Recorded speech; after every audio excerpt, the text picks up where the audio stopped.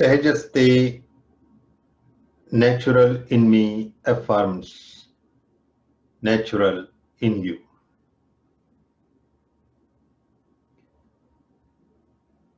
Mantras are different kinds. We talked about it. Mantras which affect the body, energy, they are tantric mantras. Mantras which affect our emotions and feelings, they are devotional mantras. And the mantras which affect our mind,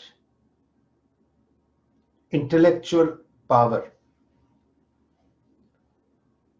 those are Vedic mantras, lots of them. But there is a fourth category which is very special.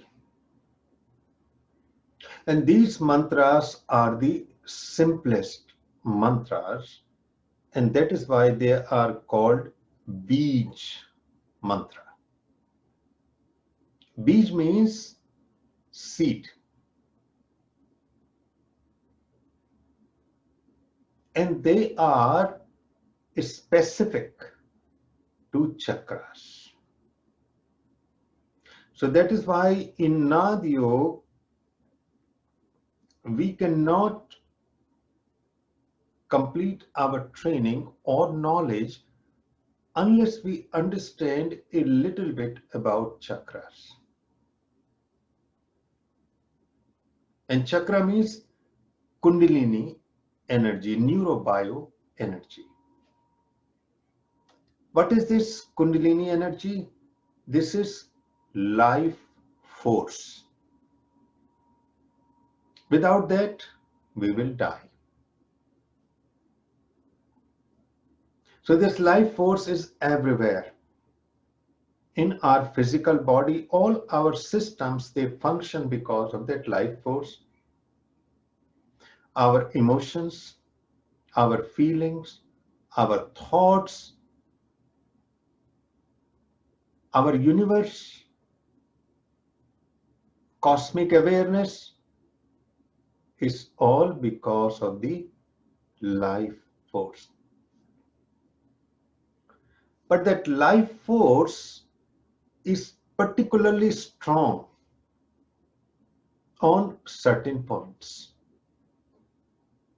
That is like a vortex of life force or energy or a whirlpool, and it moves in circle like a wheel, because chakra means wheel also. So if you watched ever a river, you will see that the flow is smooth, but then there is a whirlpool, and then it's smooth and whirlpool.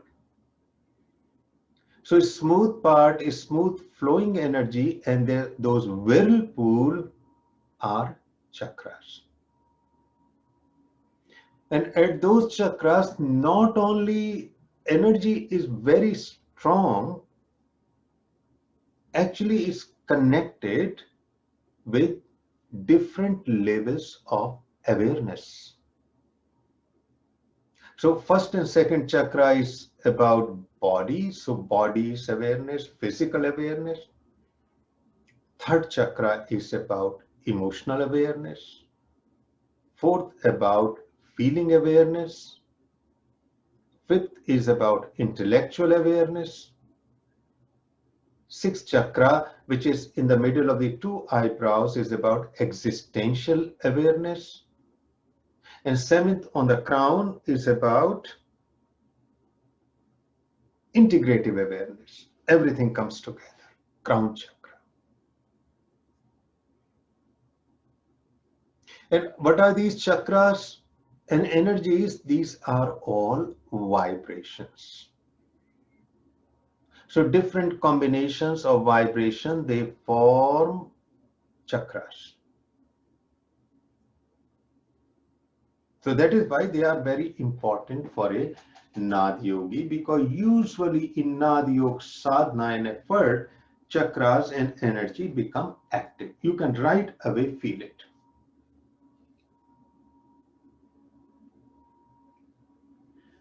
And for each chakra, there is a mantra called seed mantra. Why it is called seed? Because it contains potential of that mantra. And if we chant it, then seed mantra will sprout and it will give rise to different frequencies.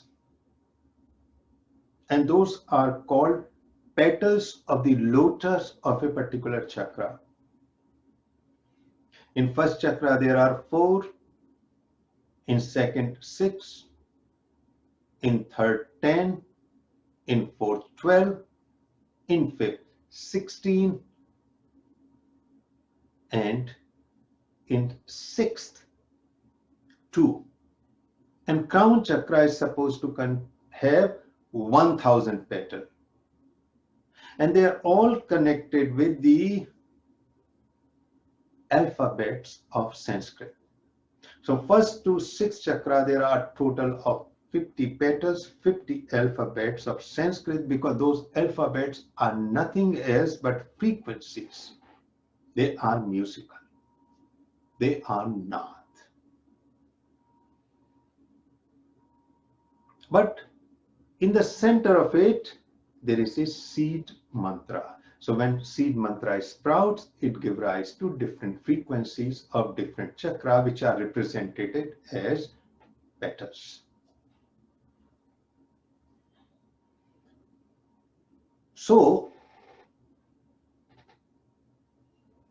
these seed mantras are very powerful, very easy to chant, because they are single syllable and they don't have any meaning. How they were invented? Nobody invented. When somebody was going through the chakra experience, so when a particular chakra was awakened, there was a sound heard.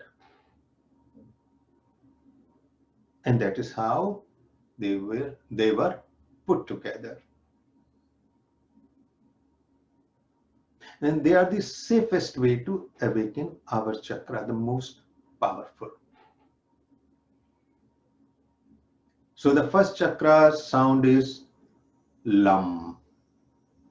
Second chakra is vam. Third chakra is ram. Fourth chakra is yam. Fifth chakra is hum. And sixth chakra, the sound of all sound is om. Loud om. Because the same om, when it goes up to seventh, it becomes silent. So how we chant them? We simply focus on particular chakra, because first chakra is located perineum, second in pubic area, third between belly button and pit of the stomach, fourth heart, fifth at the root of the neck where thyroid gland is, sixth in the middle of the two eyebrows and crown on the top.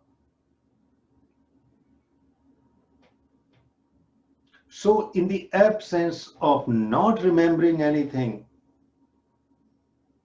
these are the simplest and they are least practiced, because people go for more complex mantra, which is very beautiful. But as I said, they can energize you. They can activate the energy very quickly because they are so powerful. And when they are sprouting from the seed, you will hear multiple frequencies according to a particular chakra. So let's go and look at them in visual.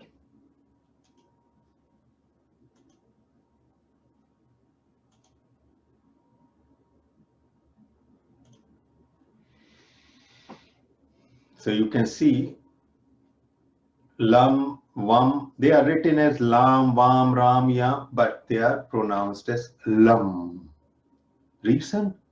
Once you pronounce lam, there is a kind of a striking abruptness to this sound. Lam is smooth. What we want to do by focusing on particular chakra, we want to strike the energy with sharpness. So there will be a kind of implosion and energy will be released. So lam for root chakra, vam for pubic chakra, ram for solar chakra, yam for heart chakra, hum for throat chakra, and for third eye chakra is om, and for the crown, silent om. Now the most important, as we know, the primal sound, the sound of all sound is om. And each part, so you can see it's a very colorful image of om. And we wonder why they did it, because each part of the om is important. So first of all, om is made up of three letters, A, U, M. Aum. A comes from back part of the throat. U comes from the middle part of the mouth. M comes from the front part of the mouth. A-U-M, covering all parts of the mouth, including throat. That means whatever is speech, whatever alphabets, whatever language we use, they are all covered in the sound of Om, because that is how we produce everything through the back of the mouth, middle of the mouth, and front of the mouth. AUM also means the past, the present, and future. Also, these three represent the three levels of consciousness: unconscious, subconscious, conscious. And that consciousness also contains superconscious. Also, these three letters, they represent three levels of other type of awareness, and also a fourth state, about which I would like to elaborate a little bit. So now you can see each part of the Om is so important. So as it is showing here, you can see the Om, the curve. Upper curve represents deep sleep, unconsciousness. Here. U represents this low U, or this lower part of the curve, as waking state. So waking state and the deep sleep. And M in the middle represents M, the dream state, between waking and deep sleep. So what happens when you go to the bed in the night? You are awake, and slowly we become a little drowsy, we are relaxed. And after that, what happens? We fall into deep sleep. So waking state to the deep sleep. And then after that comes the dream state. Dream state. So this is the main part of the Om. And it is so significant that there is a single Upanishad called Mandukya Upanishad. Upanishads are the sacred philosophical books in Indian tradition. There are many of them, but there are at least 108 which are major Upanishads. And Upanishad means sitting near the teacher and learning. So when teacher is imparting knowledge and that knowledge is converting into wisdom in the heart of the student, that whole process is described in Upanishad. And out of that, there is a small Upanishad called Mandukya, which is all about Om. Waking state, deep sleep state, dream state. For an ordinary person, they are three different states, but they are not, because there is a fourth state which actually connecting the consciousness. Because in our universe, nothing is disconnected or separate. Because of the ignorance, we think everything is divided. It is not. So there is a fourth state, but that fourth state we don't experience. Why we don't experience? As you can see, there is a separation here from this fourth state, which is called Turiya. And Turiya simply means the fourth state. They didn't give it any name. A lot of people call it Samadhi, liberation, enlightenment. So you can call it anything. But basically that fourth state is in the form of this dot. But why we can't experience the dot? Because of Maya. Maya means the veil of illusion which separates us. Maya actually has even a deeper meaning, which is what can be measured or scaled. What can be quantified is the literal meaning of Maya. It is a very deep meaning, because normally in our world, which we see, which we feel, we quantify everything. We give a name and form.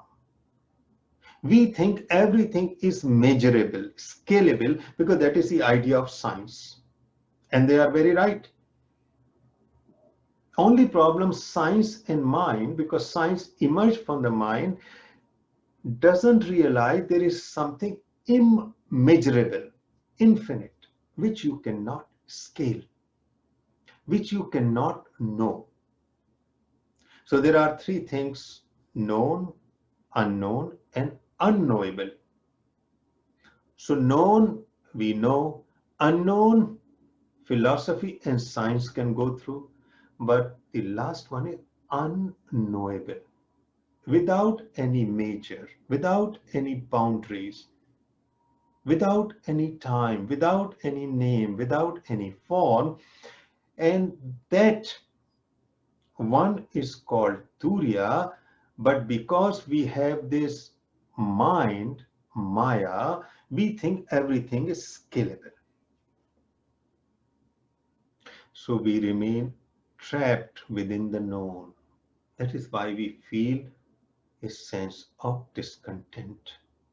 We are not satisfied. We don't feel fulfilled. But once this curve is removed, we are released into fourth state.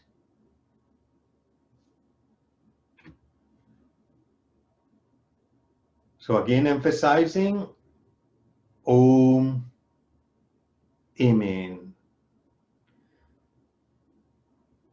The primal vibration, primal seed mantra, out of which came the tree of life, tree of the world, tree of the universe. And it contains all possible sounds, from the sound of nature to the primal language, the voices of animal, human speech, alphabet.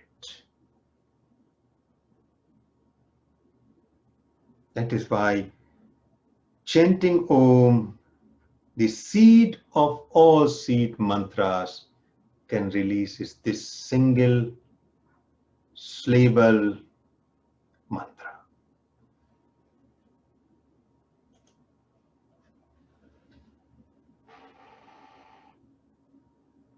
So to summarize, seed mantras starting from Lam to Om are the most powerful. They are potentialities. They have tone, they have undertone, they have overtone. They will sprout, they will flourish, they will grow as you chant. And their effect is instantaneous, without any delay. So focusing on each chakra and chanting seed mantras, 5 to 10 minutes. But also prolonged vibration and a little bit of abrupt chant. Lam rather than Lam. That will have effect also. But abrupt chanting strikes the mantra and releases energy. And once that energy is released, we are filled with vibrations, and those vibrations will slowly surround us. And eventually, when our seed mantras are fully blossomed, then we will listen to them in silence. Then naturally, our whole body will be filled with them and they will surround us. And with the fruition of Om, our own vibration will merge into the cosmic vibration. And what you will feel as if streams of energy are rushing, because that is what happens when chakras are opened, when nadis are opened. People say there are 72,000 nadis. They are nothing else but the flow of vibration, which happens when all chakras are open. You will hear them throughout the body like buzzing of billions of bees.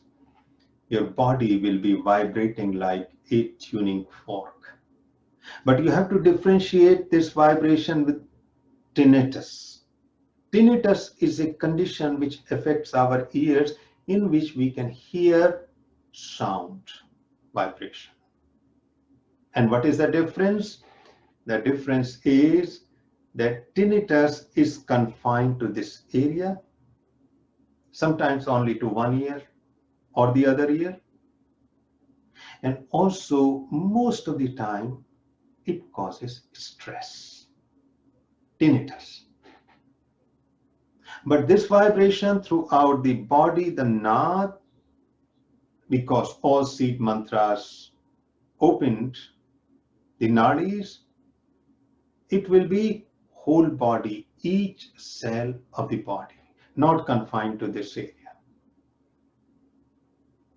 And second one will be that it will be a very pleasant experience, as if somebody massaging us internally. And time to time in this ocean of vibration will come big waves of bliss, anti-stress. When it will come, we will be totally relaxed. That is the beauty of Bij mantra. Sahajaste.